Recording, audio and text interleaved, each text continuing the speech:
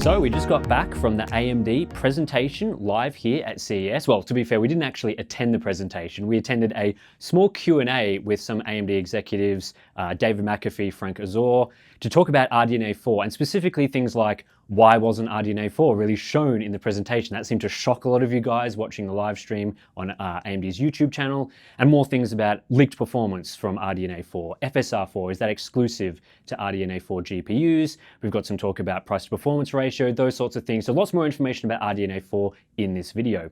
The Hardware Unboxed CES coverage is brought to you by Gigabyte and their new range of X870 and Z890 motherboards, powering the latest AMD and Intel processors.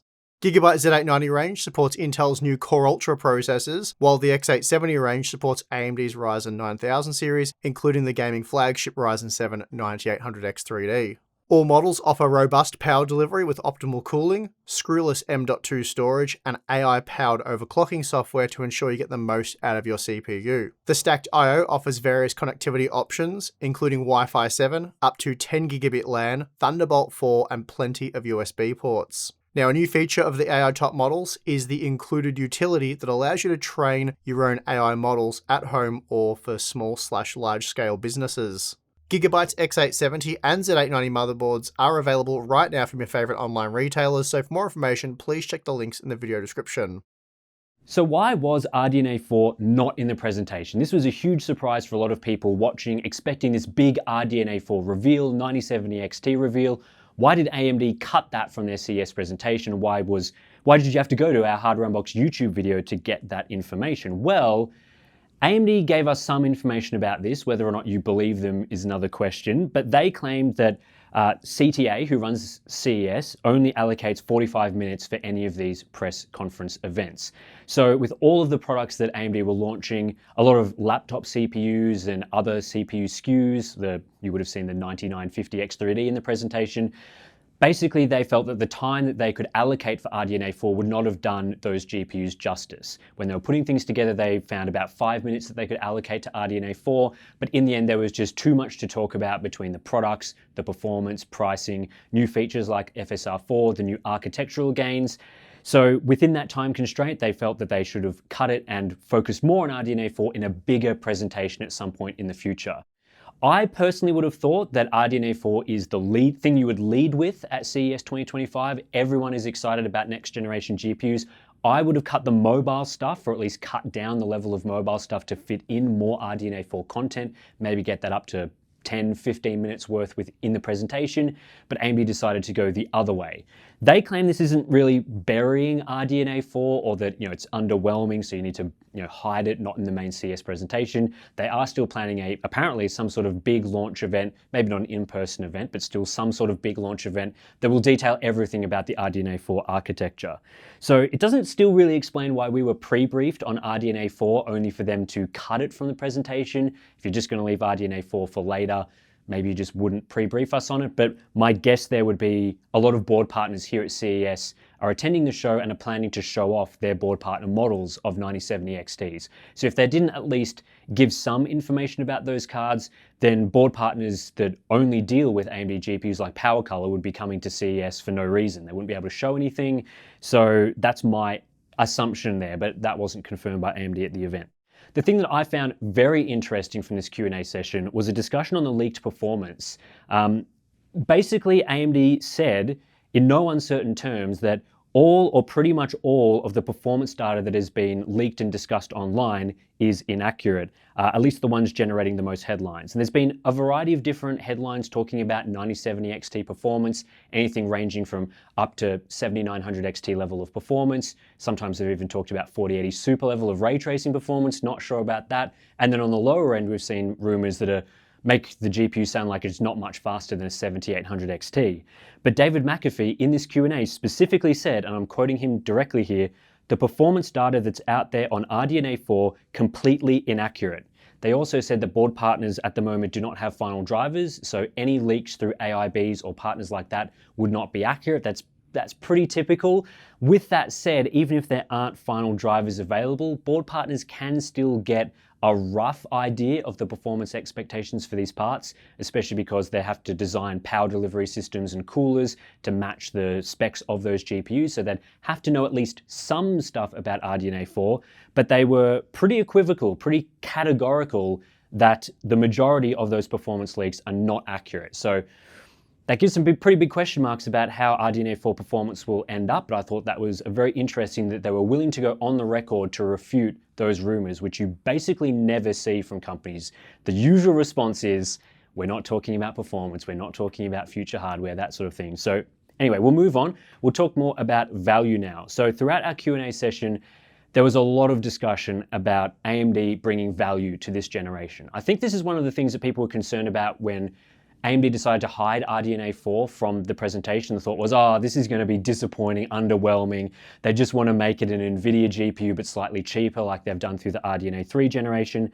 But at least what the Frank Azor and David McAfee were saying were things like, we've listened a lot to the RDNA 3 feedback. We understand that the 7900 XT and maybe the 7800 XT and the 7900 GRE were really the only products that got reasonable reception, and they're very focused on reversing that with the next generation models. So in other words, making sure that AMD's GPUs launch out of the gate with a good price that doesn't need to be adjusted within a couple of months after the release.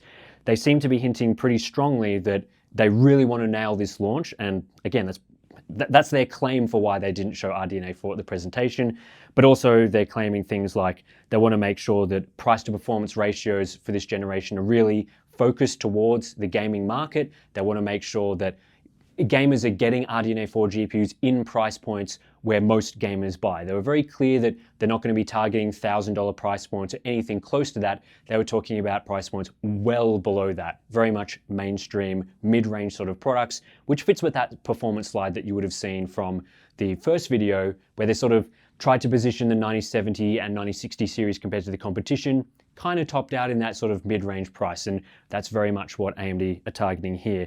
They weren't able to confirm whether the naming scheme side of things, for example, it being a 9070 XT, relating of course to NVIDIA's 5070 series or something like that, whether that positioning is based on performance or based on pricing, because obviously that could be very different. If it's based on performance, they could produce a 5070 like GPU, but then price it well below. But if they're more targeting the price points of the 5070, then of course that would mean that whatever AMD ends up making is going to be in that $600 to $800 range at the top. So we'll have to wait and see what they do on that one. Another thing that I found interesting was when they were talking about, again, sort of targeting value and that sort of thing, was about ambiguity.